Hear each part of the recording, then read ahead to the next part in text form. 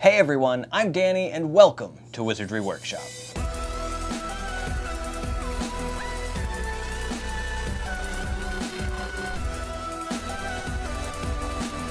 I recently posted a video of a skull in a bell jar, kind of like a Borgin and Burkes prop type thing. Some people were a bit disappointed in it though because it was so simple and basically it was one of the easiest things I've ever done on here, and I thought it was kind of cool to post something that's just really quick and easy that anybody could just really do. But people were kind of asking for more. So in this video, we're going to do a part 2 on the skull in a bell jar, the Borgin and Burkes skull, and I'm going to age the skull and I'm going to make it look a bit better. So yeah, here is the skull itself as it is. I didn't glue it in or anything because it was sitting up no problem. So yeah.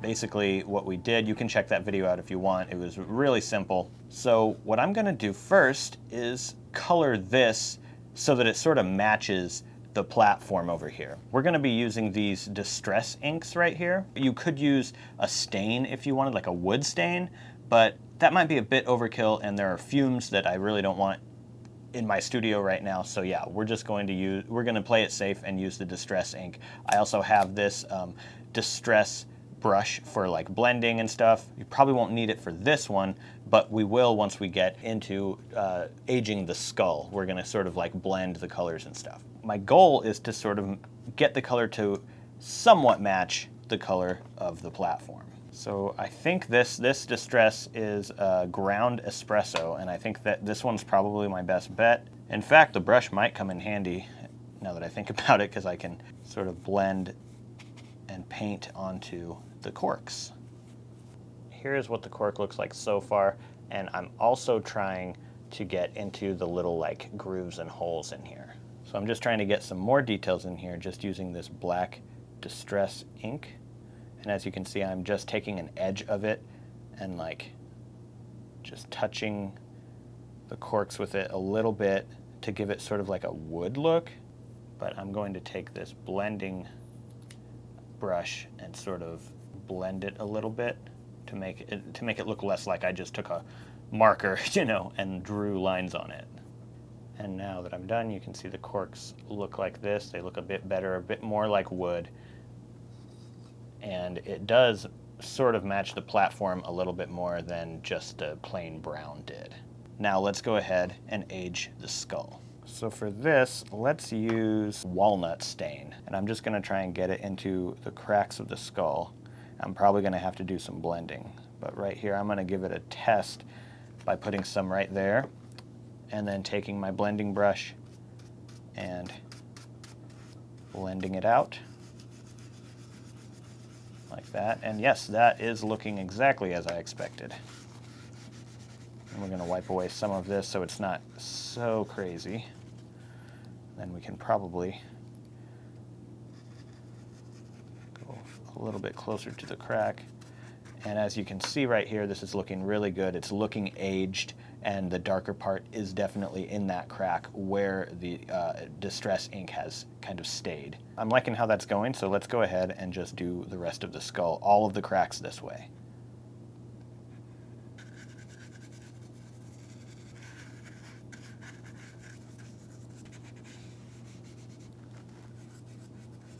So now I've done this half of the skull with one coat and one color, and this half is how it looked before. So this half, as you can see, it just looks more like a cheaper looking Halloween skull, whereas this side, it's looking like it has more depth and it's definitely older.